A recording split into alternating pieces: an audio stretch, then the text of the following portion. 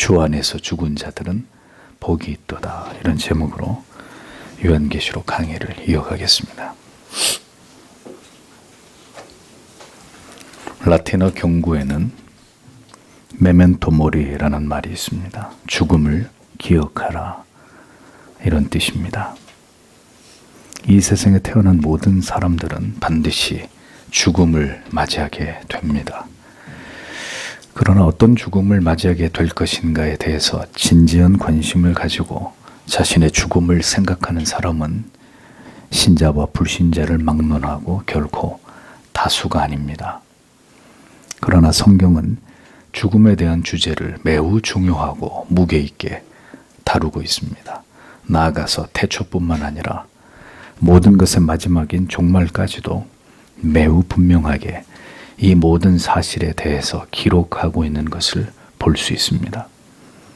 그러므로 성도는 언제나 우리가 어떤 죽음을 맞이하게 될 것인가의 주제를 성경의 진리 안에서 자주 묵상하며 개인적인 종말인 죽음과 더 나아가서 그리스도를 통해서 임하게 될 우주적 종말, 최후의 심판에 관하여 실제적인 준비가 언제나 우리의 생애 속에 이루어지도록 힘쓰는 자들이 되어야 합니다. 성경은 그리스도를 통한 궁극의 심판을 분명하게 말씀하고 있습니다. 그리고 어떤 죽음이 가장 복된 죽음이며 어떤 죽음이 가장 최악의 것인지를 정확하게 말씀하고 있습니다. 진정으로 거듭난 성도는 반드시 그래서 죽음을 묵상합니다. 우리가 어떤 모습으로 우리의 마지막을 맞이할 것이며 우리가 어떤 모습으로 하나님 앞에 서게 될지를 진지하게 생각하면서 살아갑니다. 그것은 그렇게 우리가 이 죽음과 하나님의 심판과 관련된 주제를 언제나 이 세상을 지나가는 동안에 사유하도록 성경이 우리에게 말씀하고 있으며 성령께서 우리 안에서 때때로 그렇게 하도록 역사하시기 때문입니다. 시편 90편 10절에는 우리의 년수가 70이요 강건하면 80이라도 그 년수의 자랑은 수고와 슬픔뿐이요 신속히 가니 우리가 날아가나이다 라고 말씀하고 있습니다. 화살처럼 빠르게 지나가는 인생입니다. 그러므로 그 인생의 끝과 그 다음을 언제나 우리는 겸손하게 생각해야만 합니다. 성경은 분명하게 우리에게 죽음 그 이후를 자주 상기시키고 있기 때문입니다. 그 이유는 반드시 죽음 그 이후에 또 다른 시간이 존재하고 또 다른 삶이 이어져 있음을 우리에게 엄숙하게 강조하기 위함입니다. 보이는 것은 보이지 않는 것에 비하면 극히 일부분에 지나지 않습니다. 보이지 않지만 영원히 존재하는 가치에 성도는 그 눈이 열려져야만 합니다. 하나님께서 그것을 보게 하신 자들만이 그것을 볼 수 있고 그 존재함을 믿고 인정할 수 있는 것이죠. 그 영원한 나라, 죽음 이후에 우리에게 일어날 일들과 마침내 임하게 될 최후의 심판, 이 모든 것을 우리가 올바로 알고 믿는다는 것은 우리가 가진 믿음이 진실된 것이며 우리가 참된 그리스도인임을 증명하는 것입니다. 이것을 믿지 않는다면 그는 결코 참된 신자가 아닌 것이죠. 성경은 신자의 아름다운 죽음을 이렇게 말씀하고 있습니다. 13절에 그리고 내가 하늘로부터 음성을 들었다 말하기를 너는 기록하라. 지금부터 주 안에서 죽는 자들이 복이 있다. 그 영께서 말씀하신다. 참으로 그들이 그들의 수고들로부터 쉬게 될 것이다. 왜냐하면 그들의 행위들이 그들과 함께 따르기 때문이다. 이렇게 기록되어 있습니다. 기록하라는 의미는 이제부터 하시는 말씀이 매우 중요함을 뜻하는 것입니다. 하늘에서 들려오는 음성은 의심의 여지가 없이 하나님의 음성이죠. 그 음성의 내용은 다름 아닌 이제부터 주께서 재림하실 때까지 모든 시대를 통틀어서 주님 안에서 죽는 자들이 복되다 라는 의미입니다. 성경이 진정한 복을 무엇이라고 정의하고 있는지를 성도는 정확하게 이해해야 합니다. 성경이 말씀하는 중요한 복, 대표적인 복이 무엇입니까? 주님께서 말씀하신 팔복입니다. 그 팔복이 말씀하고 있는 사람이 누구입니까? 거듭난 하나님의 백성들입니다. 주께서 말씀하고자 하신 바는 바로 주 예수를 구주로 믿어 하나님의 자녀가 된 자들, 그 복된 생애를 사랑하는 자들이 진정으로 복을 받은 자들이다. 그것입니다. 요한계시록에서도 복에 대해서 말씀하고 있습니다. 복이 있도다 라는 말씀이 7번 등장합니다. 첫 번째는 1장 3절입니다. 이 예언의 말씀을 읽는 자와 듣는 자와 그 가운데 기록한 것을 지키는 자는 복이 있나니 때가 가까움이라. 그리고 두 번째가 바로 이 14절의 말씀이고, 세 번째는 16장 15절에 보라 내가 도둑같이 오리니 누구든지 깨어 자기 옷을 지켜 벌거벗고 다니지 아니하며 자기의 부끄러움을 보이지 아니하는 자는 복이 있도다. 네 번째는 19장 9절에 천사가 내게 말하기를 기록하라. 어린 양의 혼인잔치에 청함을 받은 자들은 복이 있도다. 다섯 번째는 20장 6절에 이 첫째 부활에 참여하는 자들은 복이 있고 거룩하도다. 둘째 사망이 그들을 다스리는 권세가 없고 도리어 그들이 하나님과 그리스도의 제사장이 되어 1000년 동안 그리스도와 더불어 왕노릇 하리라. 이렇게 기록이 되어 있고, 여섯 번째는 22장 7절에 보라 내가 속히 오리니 이 두루마리의 예언의 말씀을 지키는 자는 복이 있으리라 하더라. 마지막으로 22장 14절에 자기 두루마기를 빠는 자들은 복이 있으니 이는 그들이 생명나무에 나아가 문들을 통하여 성에 들어갈 권세를 받으라 함이로다.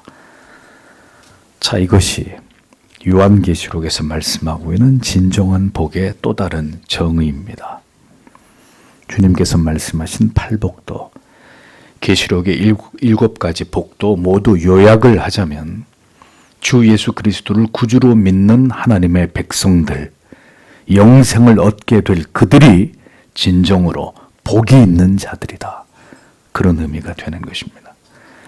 물질적인 형통과 건강의 복이 궁극의 복이 아니라 우리가 거듭난 하나님의 자녀가 된 것이 우리가 받은 가장 놀라운 축복이라는 것을 성경은 이렇게 분명하게 강조하고 있다는 것을 성도는 기억해야 합니다. 다시 오늘의 본문으로 돌아와서 주 안에서 죽은 자들이 복이 있다고 말씀했습니다. 모두에게 복이 있는 것이 아닙니다. 주 안에서 죽은 자들만입니다. 주를 위해서, 주님 때문에, 주를 믿는 그 믿음으로 인해서 죽게 된 자들, 그리스도께 온전히 접붙여진 자들에게만 영원한 복이 주어진다라고 말씀하고 있습니다. 어떤 일이 있어도 주님께로부터 떨어지지 않는 자들, 언제나 주와 함께 같은 길을 걸어간 온전히 주를 신뢰하는 자들에게만, 그 믿음이 그렇게 증명된 자들만 복이 있다고 기록하고 있습니다. 그들은 환난과 박해가 도래할 때 하나님을 버리고 신앙을 배도한 자들이 아니고 관념과 형식을 쫓아 신앙의 무늬만을 가진 자들이 아닙니다. 진실로 그리스도를 주라 고백하며 그 고백에 걸맞는 주를 온전히 의지하며 날마다 십자가를 붙드는 삶을 살아가는 자들을 가리키는 것입니다. 그들에게는 죽음과 동시에 즉시 하나님께서 약속하신 바와 같이 지극히 영광스러운 복에 이르게 되는 것입니다. 이 땅에서 놓여 영원한 하나님의 나라에서 영원히 안식을 얻게 되는 신령한 복을 누리게 되는 것입니다. 제네바 신앙 고백서에는 이 축복을 이렇게 말합니다. 하나님께서 약속하신 바를 따라서 복에 이른다. 성도에게 죽음이란 죄의 매임에서 노임을 받고 천국으로 곧 어떤 형태의 변형이나 부패의 가능성도 없이 영원히 존속될 복락 가운데로 들어가는 입구이며, 이 복락은 생명과 빛 그리고 의에 있어서 참되고 완전한 완성의 극치가 있는 것이다. 이렇게 설명하고 있습니다. 성경은 이것을 성도가 받을 궁극의 복이라고 말씀하고 있습니다. 그리스도 예수 안에 살아가던 모든 성도들은 죽음을 통해서 이제 가장 위대한 복을 수여받게 되는 자들입니다. 이 땅에서 소위 복이라고 하는 것이 무엇이 되었든 그것은 천국에서 받을 가장 신령한 복의 모형일 뿐입니다. 영원한 나라에서 받게 될 그 복의 지극히 일부 맛보기 정도일 뿐이라는 거죠. 우리가 이 세상을 살아가면서 맛보게 되는 모든 종류의 물질적인 복조차도 하나님 나라에서 맛보게 될 그 궁극의 영원한 복을 바라보고 소망하게 하기 위한 하나님께서 그 백성들에게 주시는 동기부여에 지나지 않는 것입니다. 이 복은 하늘에서 들려오는 성도의 복을 정의하는 말씀입니다. 그러므로 하나님의 나라에서 받을 영원한 복을 진정한 축복이라고 믿는 사람이 진정으로 거듭난 신자이고, 이것이 궁극의 복이라고 할 때 이 진리가 크게 가슴에 와닿지 않는다면 그는 아직 복음을 경험하지 못한 사람에 지나지 않을 따름이라는 것을 올바로 아실 필요가 있습니다. 이 축복은 성령이 보증하시는 복입니다. 성령이 가라사대 이 음성에 대해서 그러하다, 그러하다라고 말씀하고 있습니다. 그러하다라고 번역된 원문의 의미는 단언과 확증을 나타내는 단어로 그렇고 말고 진실로 사실인즉 의심의 여지가 없이 정확히 그러하여 등등의 의미들을 담고 있습니다. 그러니까 성부 하나님의 이 말씀에 대해서 성령 하나님께서 아멘 그렇습니다. 그 말씀이 곧 진리입니다. 라고 동의하시면서 그 말씀을 보증하고 있음을 볼 수 있는 것입니다. 성부께서 하신 말씀에 대해서 성령께서 즉시 이렇게 반응하시고 이렇게 말씀하셨다는 것은 이 말씀의 내용이 매우 중요하다는 것을 의미하는 것입니다. 성령께서 이 성부의 복된 선언을 더 분명하게 확인해 주시면서 이 복을 받을 자들이 저희들의 모든 수고를 그치고 쉬게 될 자들이다. 이렇게 말씀하고 있습니다. 초대교회 때는 수많은 순교자들이 발생하고 있었습니다. 치열한 박해와 핍박의 한복판에 있어야 했던 성도들에게, 성도 여러분, 이 진리가 얼마나 큰 위로와 용기가 되었을지를 생각해 보십시오. 그들은 시시각각으로 자기들에게 다가오고 있는 죽음의 공포 속에서 이 진리를 곧게 붙들면서 모두 그들이 맞이해야 될 그 길을 그들은 굳세게 걸어가고 있었던 것입니다. 그들에게 죽음에 대한 이 정의는 죽음의 두려움에서 그들을 온전히 자유케 하는 진리였고, 죽음 그 너머의 삶을 동경하고 바라보게 하는 축복의 말씀이었습니다. 성도는 죽음 그 너머를 바라보고 소망하면서 죽음이 주는 모든 두려움을 가볍게 넘어가는 자들이 되어야 합니다. 오히려 죽음이 주는 그 신령한 위로를 기뻐하는 자들이 되어야 합니다. 기독교의 신앙의 핵심은 바로 이 내세 신앙, 부활 신앙이라는 것을 절대로 잊어서는 안 되는 것입니다. 여기서 말하는 수고, 코폰이라는 말은 힘든 일, 노고라는 의미인데 무엇을 의미하는 것일까요? 세상에서의 삶일까요? 우리의 인생일까요? 아니면 평생의 육체적인 노동을 말하는 것일까요? 저희수고란 그리스도 예수를 향한 그들의 변치 않고 타협하지 않은 그 믿음으로 인해서 그들이 세상에서 받게 되는 모든 박해와 핍박과 조롱과 비웃음을, 모든 불이익을 의미하는 것입니다. 죽기까지 신앙으로 인해서 신앙 때문에 고통당하고 그럼에도 불구하고 충성을 다한 바로 그것을 가리키는 것입니다.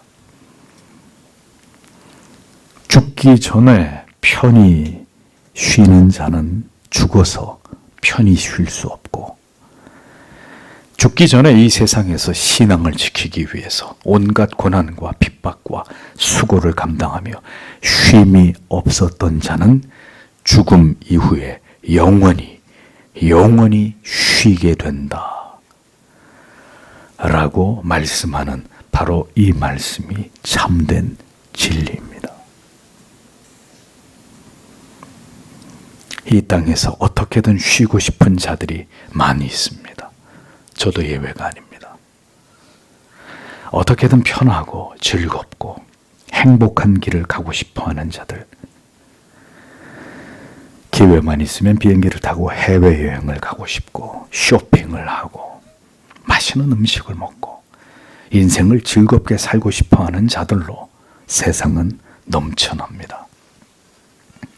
신자 중에서도 그저 편하게 믿으려고 하는 자들, 넓은 길로 행하면서 그저 적당히 기회를 봐가면서 교회를 가고 싶을 때는 가고 가기 싫으면 언제나 쉬어가면서 그렇게 주님을 쫓아가려고 하는 자들은 적지 않습니다. 그러나 정말 그리스도를 쫓아 그리스도 때문에 진실로 그 좁은 문으로 들어가 넘치도록 수고하고 희생하고 섬기고 충성을 다하는 그리스도인들은 소수에 지나지 않습니다. 여러분의 모든 신앙의 날들은 흘러넘치도록 주를 위해, 교회와 지체들을 위해 수고하는 나날들이십니까? 정말 그러한가요? 교회가 처한 오늘의 어려움을 외면하고 지체들에 대해서 무관심으로 일관하며 강단에서 울려 퍼지는 진리에 아무런 반응을 보이지 않고 거듭 모든 하나님의 은혜를, 그 마음의 찾아오심을 가볍게 여기고 차갑게 거절하면서 어떤 신앙의 진지한 노력도 없이 살아가는 그 가벼운 종교적인 관성의 행위들을 과연 하나님 앞에서 수고라고 말할 수 있을까요? 우리를 위해 넘치도록 수고하신 그 주님의 피로 물든 십자가의 섬김을 아는 자들이 오늘도 주를 위해, 교회와 지체들을 위해 거의 수고하지 않는 삶을 살아가는 것만큼이나 모순된 것은 없는 것입니다.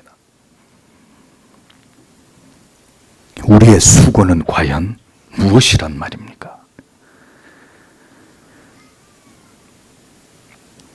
그리스도인과 교회가 복음 때문에, 오직 참된 진리와 신앙의 길을 걸어가는 것 때문에 세상의 욕을 먹지 않으려고 하는 것을 저는 도저히 이해할 수가 없습니다. 우리가 하나님께 예배를 드리는 이유 때문에 온갖 오해와 조롱과 멸시를 받으며 세상의 박해와 핍박을 받는 것을 피하려고 하고 어떤 핑계와 변명으로든 그것을 합리화하여 주님의 교회가 1년이 넘도록 공적인 예배를 폐하고 있는 이 참담한 오늘의 현실을 개탄하지 않을 수 없습니다. 기억하십시오. 주를 위해, 교회와 지체들을 섬기는 일을 위해 넘치도록 수고한 자들만이 그 수고를 그치고 영원히 쉬게 될 날을 맞이하게 될 것입니다. 인생이 남다르게 힘겹고 고통스럽고 외로운 분들이 여기 계실 수 있습니다. 왜 나의 인생만, 내가 예수 믿는 길만 이토록 힘겨운 것일까요? 사명에 눌리고 사역에 눌리고 인생이 짊어져야 할 짐 때문에 힘겨운 분들이 분명히 계실 것입니다. 그러나 성도 여러분, 잊어버리지 마십시오. 영원히 쉬게 될 날이 기어이 우리에게 다가올 것입니다. 그리고 그때까지 그 짐을 분명히 주께서 대신 지고 가실 것입니다.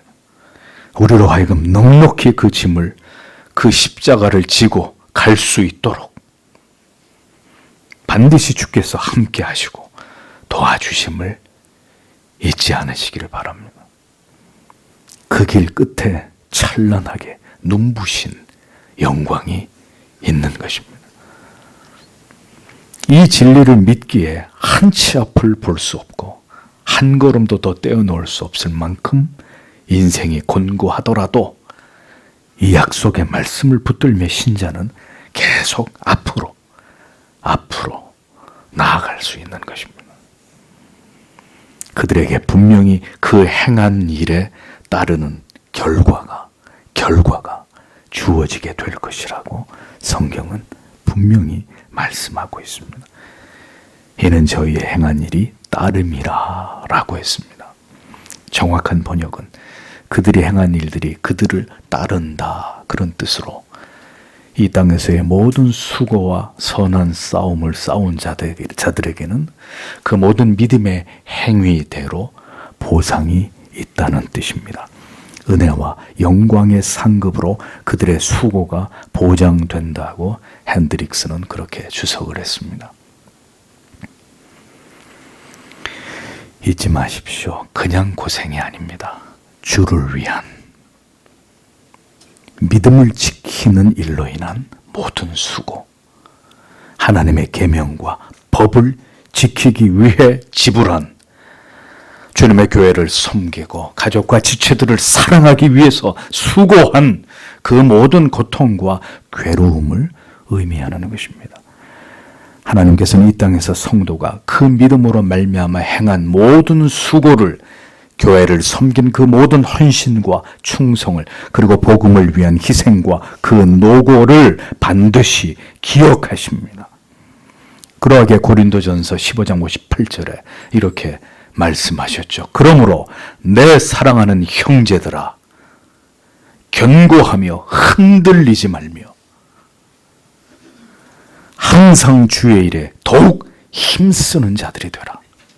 이는 너희 수고가 주 안에서 헛되지 않은 줄을 알미니라 라고 말씀하신 것입니다.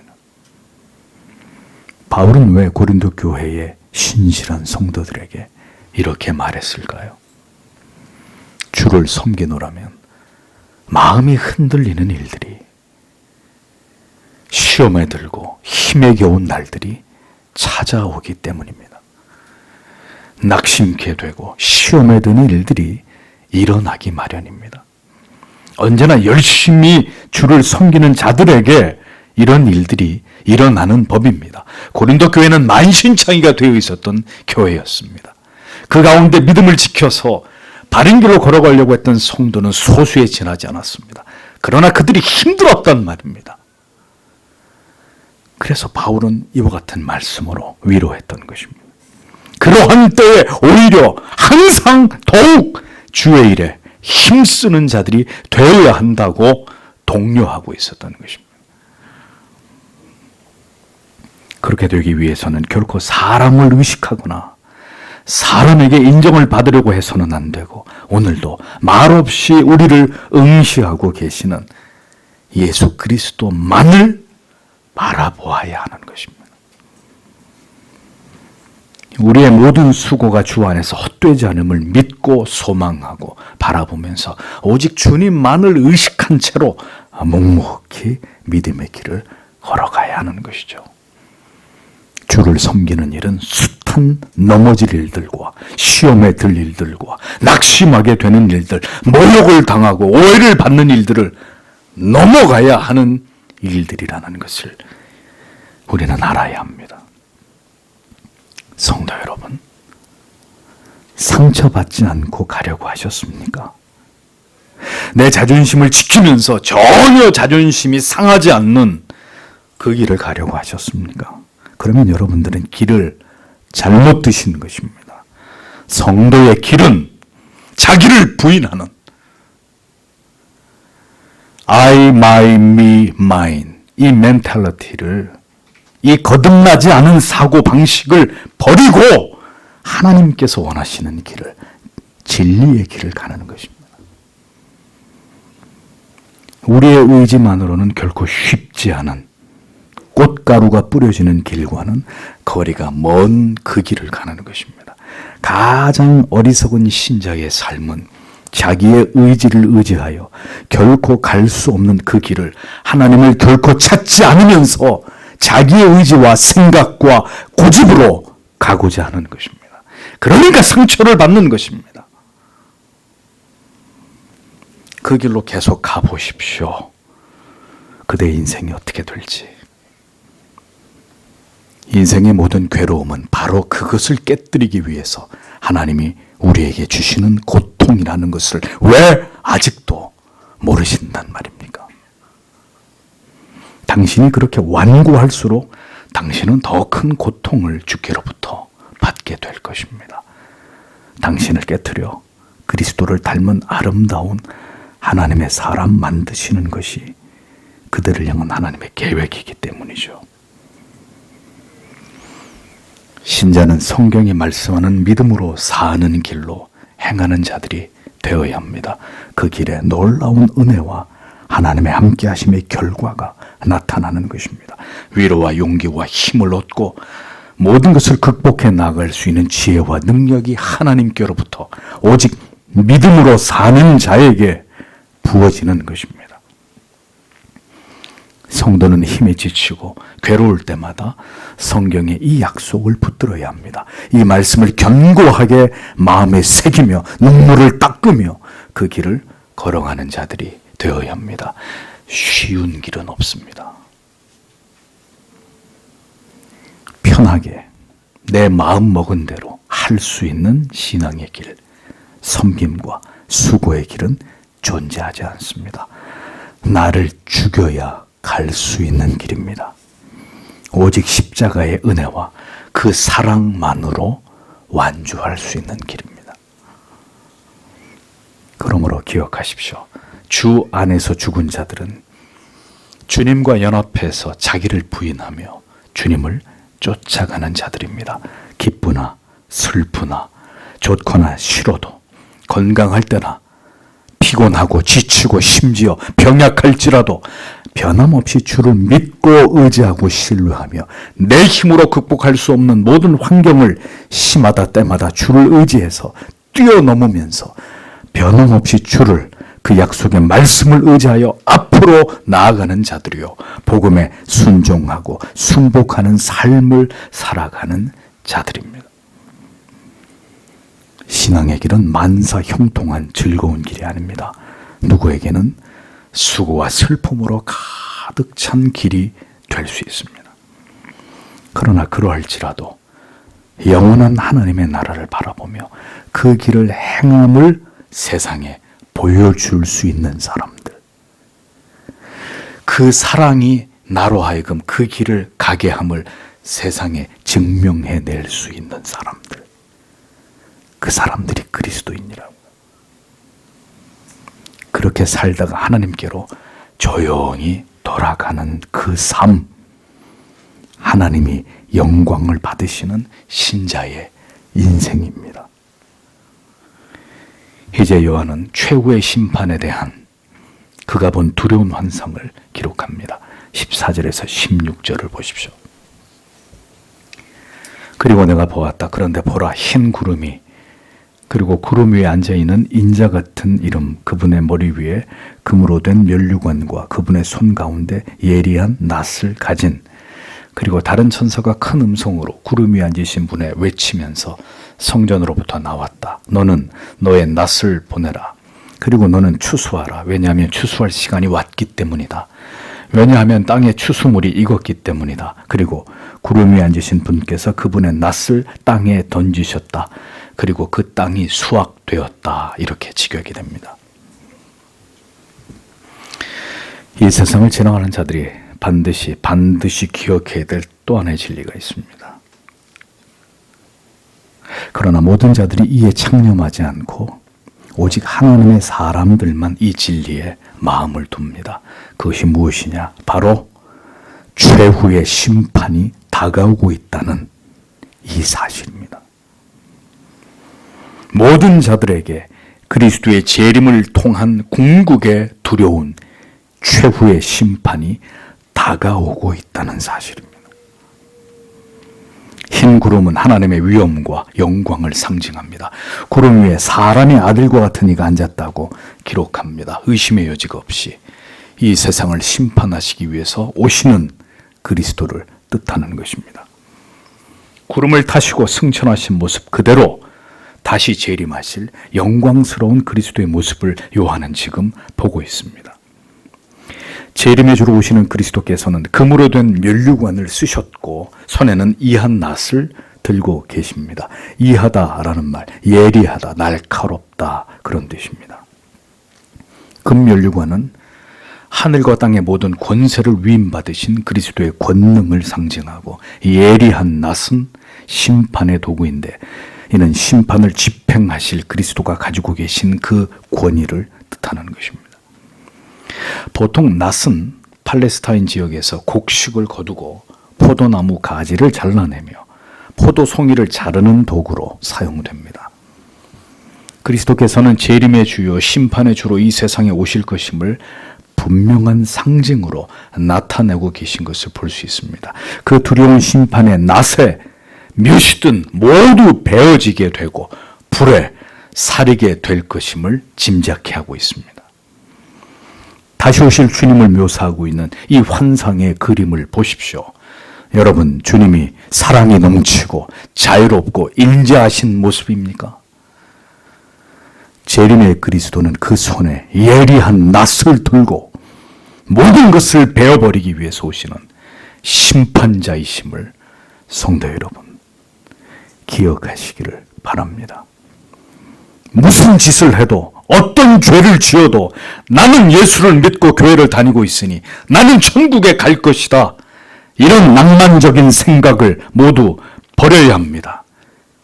이 엄위하신 재림의 주를 보고도 그런 생각이 쉽게 든다면 그것으로 그는 그리스도의 사람이 아니라는 것을 증명하는 것입니다. 또 다른 천사가 성전으로부터 나와서 그리스도에게 명령을 전달하고 있는 환상을 요한은 보고 있었습니다. 그는 큰 음성으로 전하기를 내 낫을 휘둘러 거두라. 거둘 때가 이르러 땅의 곡식이 다 익었음이로다. 이렇게 기록되어 있죠. 성전은 하나님께서 계신 곳입니다. 하나님께로부터 명령을 전달받은 천사는 재림의 주이시며 심판의 주이신 그리스도께로 나아가서 이제 때가 되었으니 낫을 휘둘러 추수를 즉 심판을 시작하십시오. 이 하나님의 명을 전하고 있습니다. 이 말씀은 이제는 거둘 시기가 되었고 땅의 모든 곡식이 익었다고 이제는 모든 택함을 받은 자의 총수가 다 채워졌고 택하신 자들의 충만한 수가 교회 안에 다 모였다라는 것을 상징하는 것입니다. 우리는 이 진리를 통해서 그리스도의 재림과 심판의 날은 바로 택자 구원의 완성의 날이라는 사실을 깨닫게 됩니다. 인류의 역사는 택자 구원의 완성의 시점을 향해서 흘러가고 있습니다. 구원받기로 예정된 모든 백성들이 모두 복음 안으로 구원 안으로 들어가게 되고 그 모든 일들이 완성된 날이 바로 주께서 이제 세상을 심판하실 날이 된다고 성경은 이렇게 선명하게 그 시기를 기록하고 있는 것을 볼 수 있습니다. 그리스도의 재림의 날이 바로 택자 구원의 완성의 날이고 역사의 시계바늘은 오늘도 그 시점을 향해서 계속해서 진행해 가고 있는 것입니다. 구름이 앉으신 이가 낫을 땅에 휘두르실 때 곡식이 거두어지게 되었다고 기록합니다. 그리스도께서는 한치의 오차도 없이 하나님의 명을 받들어 추수 명령을, 그 지엄한 심판을 행하시게 됩니다. 모든 버림을 받은 자들이 몰수히 그리스도의 심판의 낫에 베어지고 완전하게 그 심판은 집행되고 완결될 것임을 성경은 기록하고 있습니다. 마침내 알곡과 가라지가 함께 베어지게 되고 영원한 천국의 곡간과 영원한 지옥의 불못으로 각각 던져지게 되는 그 최후가 반드시 찾아오게 됨을 성경은 말씀하고 있습니다. 지옥은 결코 불가지론적인 존재가 아닙니다. 그것은 전설이나 설화에만 나오는 가상의 공간이 결코 아닙니다. 버려진 자들이 반드시 멸망당하게 될 하나님의 영원한 진노와 저주가 머무는 실제로 존재하는 장소입니다. 인자는 심판의 모든 책임을 맡아 수행하시며 천사들은 이 모든 심판의 지엄한 집행을 진행할 심부름꾼들입니다. 사랑의 주님께서 이제는 공의와 심판의 지엄하신 재판관으로 이 세상에 다시 오십니다. 이제 사랑이 넘치고 온유하신 모습은 감추시고 지극히 두려운 재판관의 위엄과 권능으로 이 세상에 다시 오실 것입니다.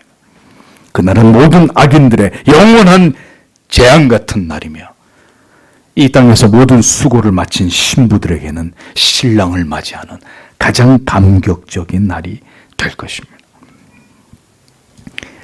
이 위대한 결말을 확신하고 소망하는 거기까지가 믿음입니다. 진실된 신앙입니다. 그러므로 성도 여러분, 설마를 버리세요. 그럴 리가 하는 어리석은 의심을 철저하게 도려내십시오. 그날은 반드시 임하고 그 일은 반드시 실행될 것입니다. 그날을 우리 모두가 보게 될 것입니다. 17절에서 18절을 보십시오.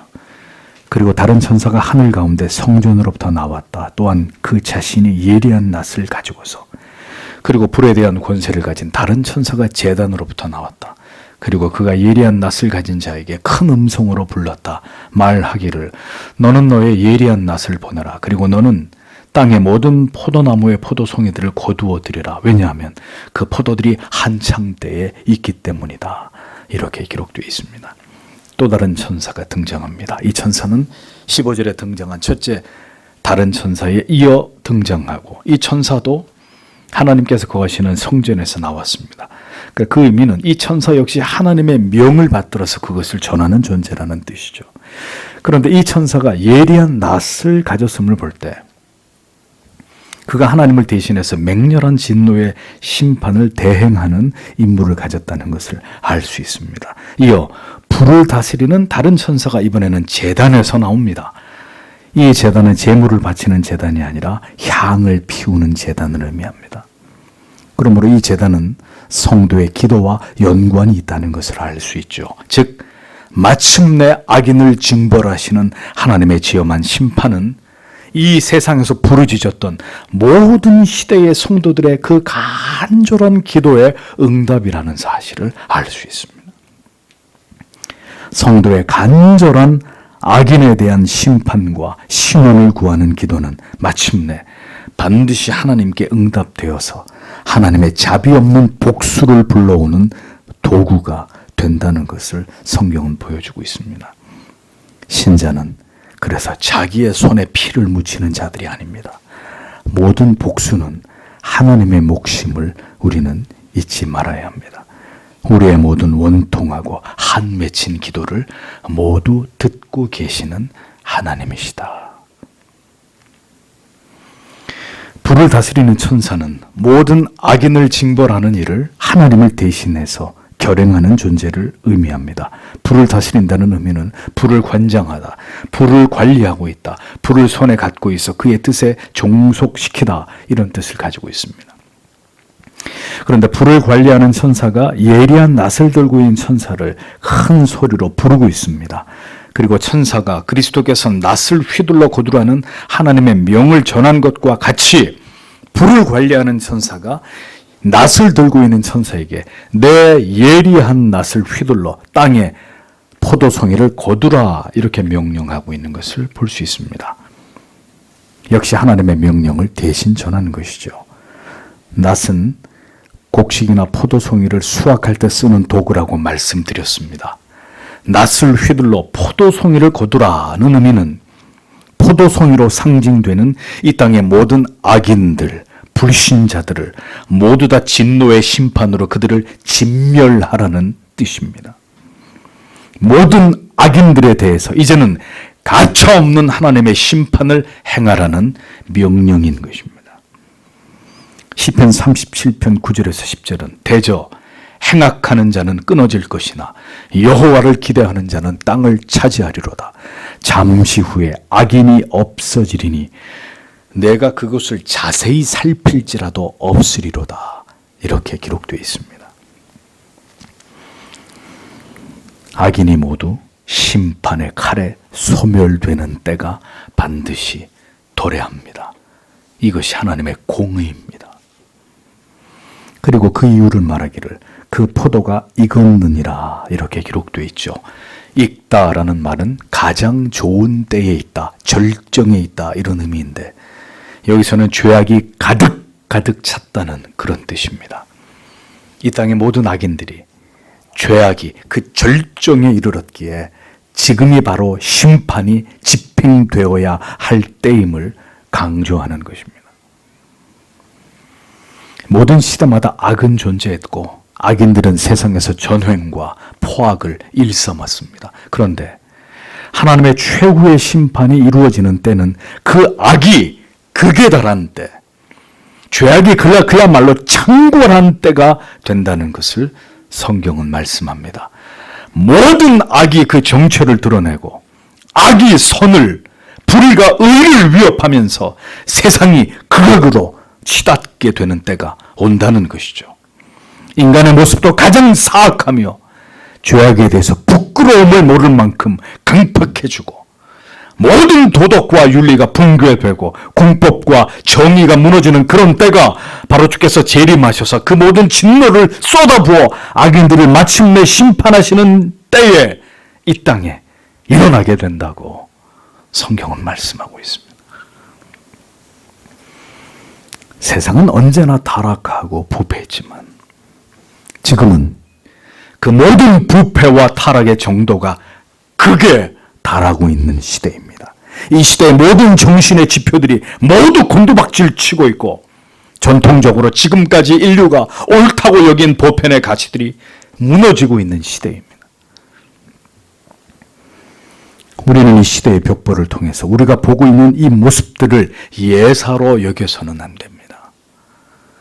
무엇보다 하나님의 창조의 질서와 그 근간이 흔들리고 있고 악이 부끄러움을 모르고 활개를 치고 있는 그런 시대를 우리는 지금 맞이하고 있습니다. 지금이 바로 마지막 때인 것입니다.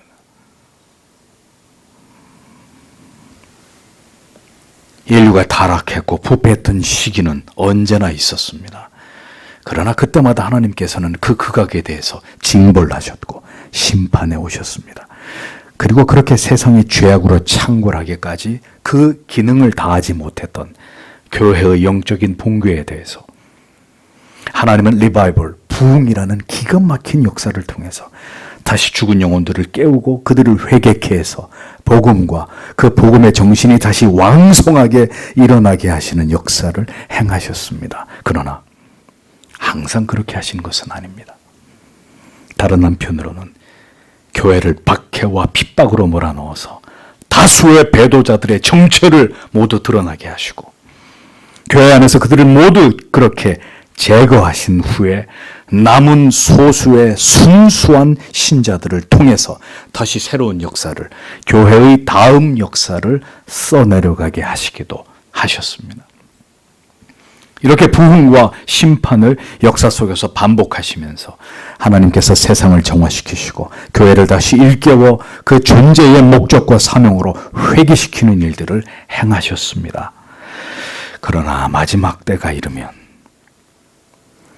이제 주의 제 이름을 통해서 세상을 모든 악인들을 심판하실 궁극의 때가 이르게 되면 하나님께서는 계시록의 말씀대로 가차없이 바벨론인 세상과 그리고 모든 악인들을 멸하시고 그들을 지옥의 영원한 불못에 던지는 심판을 결행하신다는 거죠.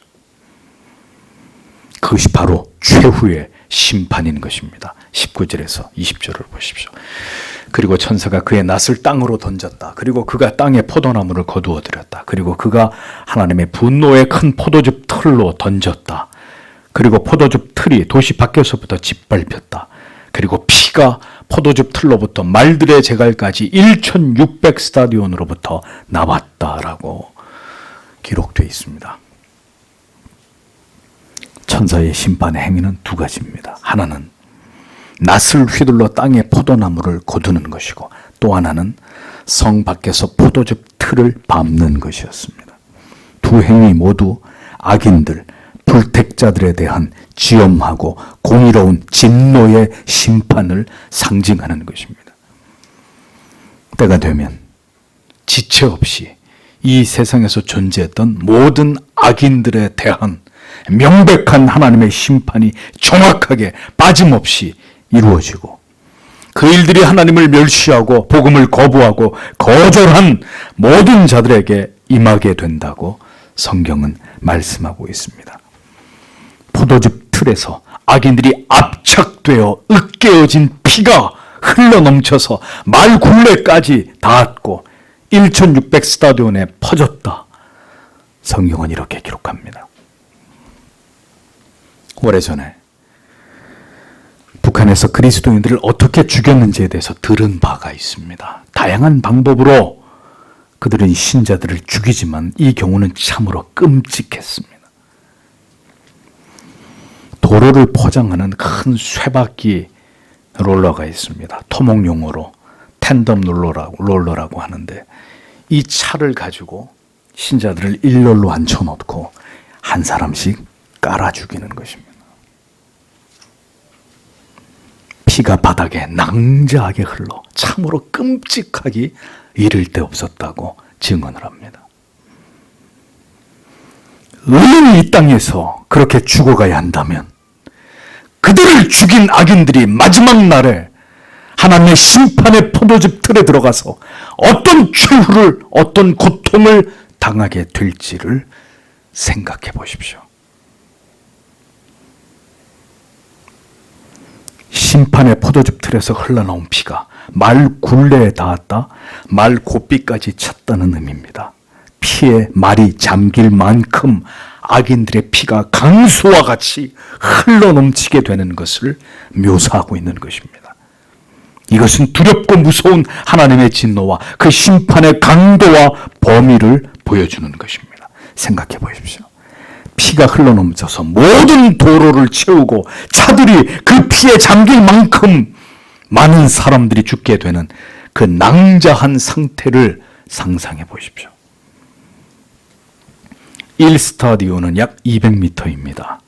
1600 스타디온은 320km를 의미합니다. 이것은 상당히 광범위한 지역을 상징하죠. 그러므로 하나님의 이 두려운 심판의 범위가 모든 곳, 곧 전 세계에 임하게 된다. 그런 뜻입니다. 하나님께서 마침내 심판을 집행하실 때 그와 같은 두렵고 무서운 일들이 일어나게 될 것이고 그 두려운 재앙이 마침내 이 세상과 모든 악인들에게 임하게 될 것이라고 성경은 말씀합니다. 완전하고 철저한 파괴와 진멸이 생명책에 기록되지 않은 모든 자들에게 임하게 될 것입니다. 성경이 이토록 분명하게 영벌에 대해서 지옥의 그 두려운 형벌과 심판의 저주에 대해서 말씀하고 있어도 전혀 이 진리가 마음에 와닿지 않는 분들, 이 모든 진리가 그저 실없는 이야기로 여겨지는 자들에게 이 모든 두려운 심판은 반드시 일어나게 될 것입니다.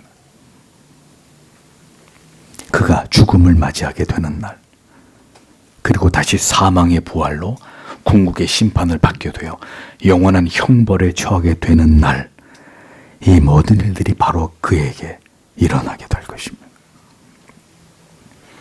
히브리서 12장 2절은 우리 하나님은 소멸하는 불의심이니라 라고 하나님을 정의하고 있습니다.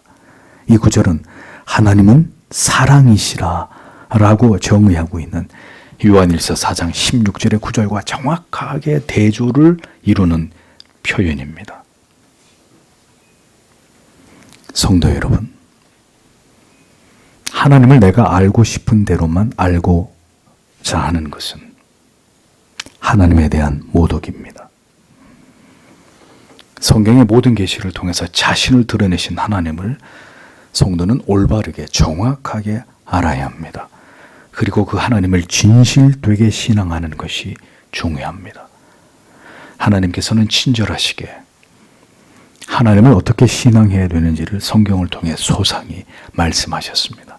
누구나가 성경을 깊이 고찰하면서 그 모든 정신과 원리와 방법을 발견할 수 있고 그 길을 따라서 하나님을 분명히 신앙할 수 있습니다. 문제는 그렇게 하나님을 올바로 알지 않고 편협하게 이해하고 전혀 하나님에 대한 깊은 관심과 지식 없이 자기의 관념과 생각 속에서만 종교적 관성을 따라서 그렇게 막연히 하나님을 알고 무의미하게 신앙생활을 지속하고 있는 바로 이 부분입니다. 그러니 신앙도 결코 자라지 않고 더 진지해지지 않고 더 성화되지 않는 것입니다. 신앙이라는 것이 여전히 어린아이 같고 자기중심적이고 이기적이고 수없이 무너지고 상처받기 일수인 그런 모습에서 벗어나지 못하는 것입니다. 성숙한 그리스도인의 말에는 상처라는 단어가 더 이상 존재하지 않습니다. 그리스도의 손과 발에 지워지지 않는 상처를 입힌 자기 자신이 언제나 가장 큰 죄인으로 여겨지기 때문입니다. 아직 진리를, 복음을 깊이 경험하지 못한 자, 언제나 자기가 받은 상처에만 집중합니다. 상처받았다는 말을 입버릇처럼 달고 살아갑니다. 그의 믿음이 아직도 어린아이의 그것에 지나지 않음을 보여주는 것입니다. 하나님께서는 의인에게 끝없는 은혜와 사랑과 자비와 긍휼을 베풀어 주시지만 악인에게는 두려운 진노와 징벌과 처절한 보응으로 반드시 그 죄값을 영원히 치르게 하시는 하나님이십니다. 하나님의 심판은 결코 지체하지 않습니다.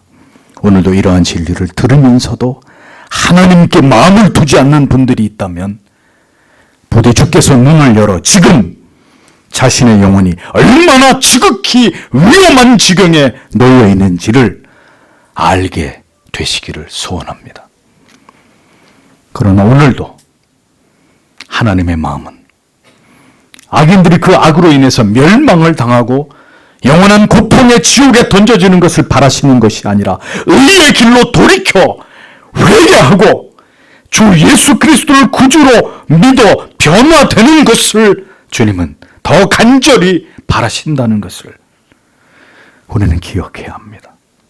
영벌에서 영생으로, 사망에서 생명으로 옮겨지기를 그분은 간절히 희망하십니다. 오래 참으시되 끝없이 참으시는 하나님이 결코 아니십니다. 긍휼과 자비의 모든 시간이 끝이 나면 이내 하나님께서는 상상할 수 없는 두려움 속에서 모든 죄악에 대한 심판을 행하실 것입니다. 영원히 돌이킬 수 없는 심판으로 의인과 악인을 갈라 세우실 것입니다.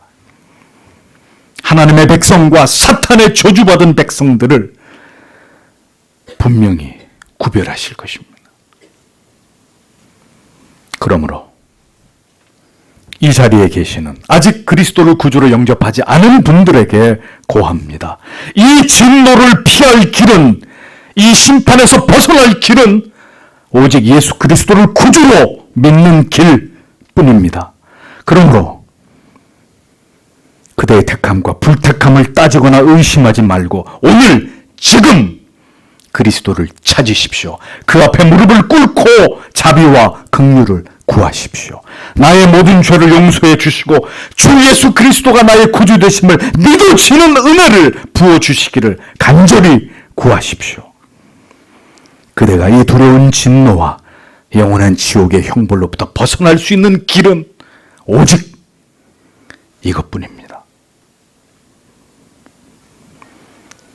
참된 진리를, 복음을, 하나님께서 아들을 통해 내어미신 그 피 묻은 손을 거절한 모든 불신자들에게 임할 성경이 가장 생생하게 묘사하고 있는 이 두려운 심판의 그림을 여러분 기억하셔야 합니다.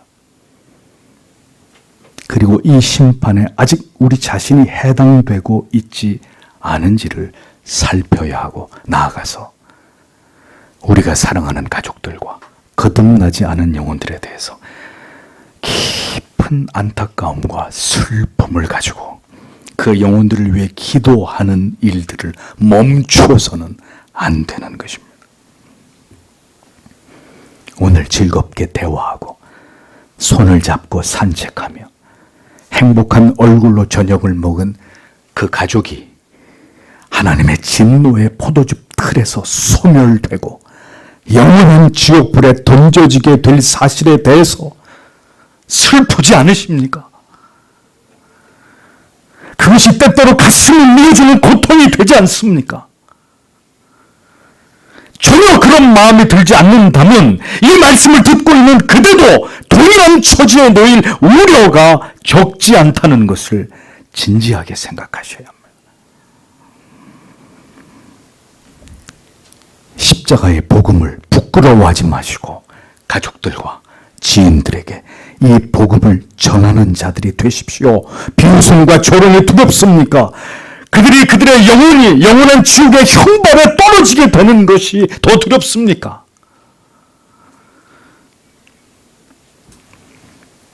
갈라디아서 6장 7절에서 10절은 이렇게 말씀합니다. 스스로 속이지 말라. 하나님은 만홀히 여김을 받지 아니하시나니 사람이 무엇으로 심든지 그대로 거두리라. 자기의 육체를 위하여 심는 자는 육체로부터 썩어질 것을 거두고 성령을 위하여 심는 자는 성령으로부터 영생을 거두리라. 우리가 선을 행하되 낙심하지 말지니 피곤하지 아니하면 때가 이름에 거두리라. 그러므로 우리는 기회 있는 대로 모든 이에게 착한 일을 하되 더욱 믿음의 가정들에게 지체들에게 할지니라 라고 기록하고 있습니다.